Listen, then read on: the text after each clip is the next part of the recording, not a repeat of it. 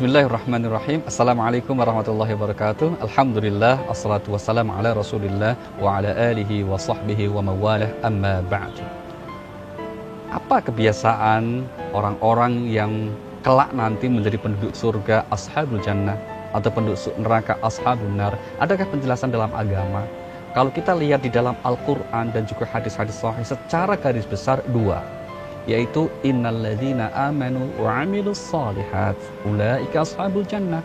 Mereka yang beriman dan beramal soleh, mereka itulah penduduk surga. Jadi penduduk surga adalah orang yang istiqomah dalam keimanannya, yang diekspresikan dalam kegiatan aktivitas sehari-hari pada amal soleh. Sebaliknya, walladzina kafaru wa kadzdzabu biayatina ulaika ashabun nar. Orang-orang yang ingkar dan mendustakan ayat-ayat kami, mereka itulah penduduk neraka.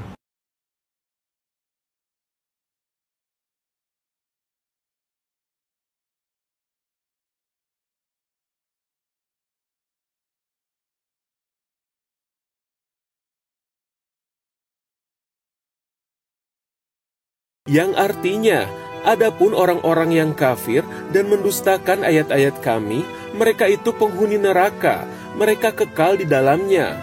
Ulama Ahlus Sunnah wal Jamaah telah bersepakat bahwa siapapun yang mati dalam keadaan beriman kepada Allah, walaupun matinya membawa banyak dosa, selain syirik tentunya, maka dia kelak akan masuk surga.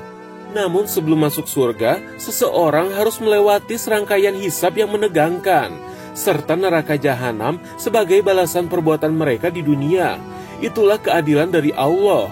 Barulah setelah dosa mereka bersih, maka Allah akan memanggil mereka ke dalam surga. Jadi jika Anda dizolimi orang lain dan kerap berkata, biar Allah yang membalas, bisa jadi Anda memiliki salah satu ciri penghuni surga, karena mereka golongan orang yang tawakal dan takut kepada Allah. Ketika semua orang telah dipanggil dari dalam api neraka, maka akan tersisa satu orang yang jika dipanggil namanya, maka berputus asalah seluruh penghuni neraka jahanam, karena tandanya mereka akan abadi di sana selamanya. Menurut penelusuran tim Jendela Islam, lewat hadis dan juga lewat pendapat ulama aswaja, orang yang terakhir dipanggil dari neraka, sekaligus orang yang terakhir masuk surga itu bernama Hunad. Berikut hadis sahihnya. Orang yang terakhir yang masuk surga adalah seseorang dari suku Juhaina yang dipanggil Juhaina. Lalu penduduk surga berkata, Juhaina memiliki berita yang dapat dipercaya mengenai orang mukmin yang masuk neraka. Imam Al-Khatib pun menambahkan, tanyakan kepada Juhaina, apakah masih tersisa satu orang saja daripada makhluk di neraka? Dan sungguh dikatakan bahwa sesungguhnya nama orang ini adalah Hunad. Wallahu a'lam bishawab. Jika dilihat dari fakta sejarah, Hunad merupakan seseorang dari suku Juhaina yang hidup di era setelah Rasulullah wafat. Suku Juhaina sendiri pernah terlibat dengan perang Yarmuk yang berpihak kepada Kekaisaran Romawi Timur. Namun suku Juhaina ini berhasil ditaklukkan sahabat Umar dan memeluk Islam. Lalu mereka dipindahkan populasinya oleh Umar ke wilayah Suriah dan Mesir. Baik penduduk surga maupun penduduk neraka, ternyata Allah telah memberikan ciri-ciri kebiasaan pada mereka di alam dunia. Contohnya bersilaturahmi.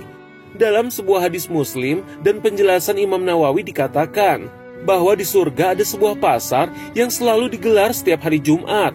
Tempat tersebutlah yang menjadi ajang silaturahmi sesama penduduk surga. Mereka diberikan kenikmatan rindu berjumpa kawan-kawan mereka, layaknya bersilaturahmi saat mereka hidup di dunia. Sedangkan bagi penduduk neraka, mereka pun memiliki ciri-ciri yang biasa dilakukan di dunia. Di antaranya, tidur dalam keadaan telungkup atau tengkurap. Tidur seperti ini sangat dibenci Rasulullah. Seseorang yang masuk neraka, kelak akan bertetangga dengan setan dan iblis. Oleh karenanya, Allah tidak menyukai ada umatnya yang meniru kebiasaan calon penghuni neraka tersebut. Salah satunya makan dengan tangan kiri. Di antara kebiasaan sehari-hari kita yang sederhana terkait dengan etika, misalnya makan. Bagaimana kalau orang makan tangan kiri? Kalau dalam hadisnya itu berkaitan dengan etika makan. Rasulullah mengatakan itu kebiasaannya setan, maka jangan dilakukan. Nah, kalau orang sesekali makan dengan tangan kirinya, maka segeralah kemudian istighfar mohon ampun kepada Allah Subhanahu wa taala. Kalau seseorang belum tahu, semoga diampuni oleh Allah Subhanahu wa taala. Tapi kalau orang melanggar dengan sengaja, tidak menghormati etika makan yang diajarkan dalam agama, tentu perhitungannya ada sisi Allah termasuk perbuatan dosa, dan jangan diikuti yang seperti itu. Di antara yang penting untuk kita garis bawahi adalah menjadi orang-orang yang memiliki pergaulan yang baik. Karena penduduk surga itu bisa dilihat di dunia dengan siapa dia bergaul. Demikian juga penduduk neraka. Di Al-Quran dikatakan salah satu sebab mengapa mereka di neraka, wa kunna nakhudhu ma'al khaidin. Kami biasa bergaul dengan orang-orang yang kemudian mendustakan ayat-ayat Allah, yang buruk, dan seterusnya. Pepatah mengatakan, katakan kepada saya siapa teman akrab Anda, akan saya katakan siapa Anda kelak nanti di akhirat. Nah, kebiasaan-kebiasaan konkretnya seperti apa, tentu itu akan sangat mempertimbangkan aktivitas masing-masing. Contoh misalnya, kebiasaan ahli surga kalau selalu istiqomah dalam kebaikannya, membawa maslahat buat sesama, insya Allah itu tanda yang bersangkutan ahli surga. Namun sebaliknya, orang-orang yang perilakunya buruk, berbuat zalim, dalam ekspresi sehari-hari yang paling sederhana, apakah dalam konteks cara makannya, cara berinteraksi dengan sesamanya, itu bisa tercermin. Tetapi seperti kata Al-Quran, bahwa untuk urusan kelak bagaimana orang di surga atau neraka, itu menjadi domainnya Allah Subhanahu wa taala. Al-Quran mengatakan, laisa laka minal amri syai'un, itu bukan urusan kamu wahai manusia, itu menjadi prerogatif Allah Subhanahu wa taala. Assalamualaikum warahmatullahi wabarakatuh.